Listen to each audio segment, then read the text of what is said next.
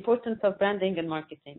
If, let's say, we have Coca-Cola and Pepsi, which are two huge brands in the soda industry, if they had no brand, if Coca-Cola was called soda and Pepsi was called soda, how would you differentiate the two products?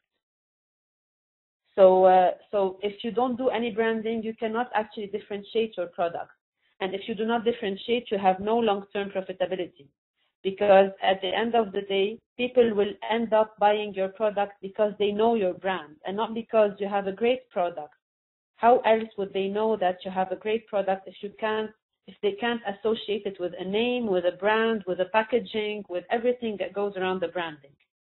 And people don't have actually a relationship with products. They are loyal to brands. And this is what every brand should aim to achieve, because at the end of the day, people start actually by buying the product, but eventually become loyal to the brand. And the more customers are loyal to your brand, the more profitable and sustainable you are.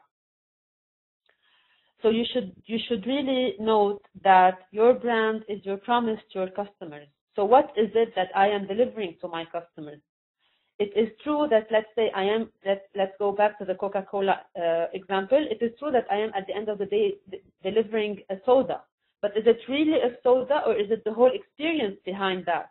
Is it the soda that I share with the pizza at lunch with my family, or when I'm on a picnic with my friends, and so on and so forth? So this is the experience that is actually your brand promise to your customers. So my brand is quality. Let's say it's quality. It's good price. It's affordable. It's about leisure. It's about experiences. So what it is, the promise that you are getting through to your customers. It tells them what they can expect from your products and services. And by that, we also mean what they cannot expect from your products and services.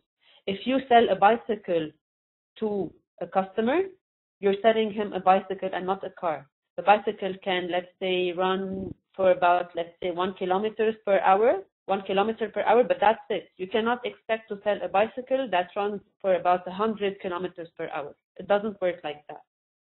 And it differentiates your offering from that of your competitors, which is very important, because at the end of the day, your brand is built around your unique selling proposition. What is it, your competitive advantage, and what is it that you actually are unique in? And that is what differentiates your offering from that of your competitors. Now, how does that all link together?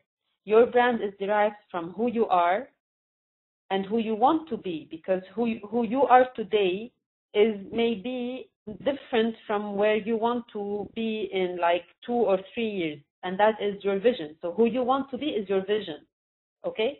Who you are today is maybe 1% or 20% or 80% or maybe 100% of that vision. But where you actually start is at around maybe 10%, and then you grow to achieve that vision. So who you are today, who you want to be, and most importantly, who people perceive you to be. So no matter who, and frankly, the ultimate is to have all of the three in harmony. So people perceive you to be as you are and perceive you to want to be where you want to be. So if you actually can achieve that through your value proposition, through your branding, and through your offering, this is where you are sure to be profitable and sustainable on the long term. I would just like to show you a small case study about the Four Seasons Hotel. So the Four Seasons is was a Canadian-based international luxury 5-star hotel. Do you all know it?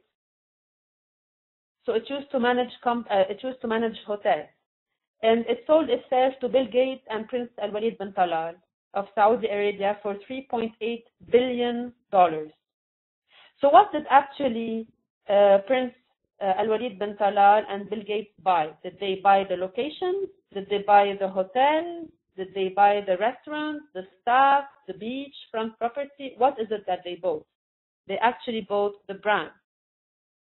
So this is what we mean by brand equity. The more of a brand equity, the higher of a brand equity you have, the more it is likely for you to sell it for something as big as $3.8 billion or maybe even more for some other brand.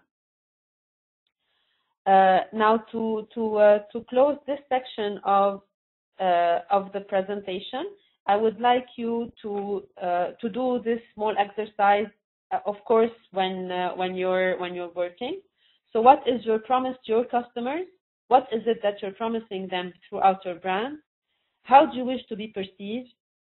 And what differentiates you from your competitors? And once you pencil down all of those, you can then know where you actually stand now vis-a-vis your competitors, vis-a-vis your customers, and mostly vis-a-vis yourself.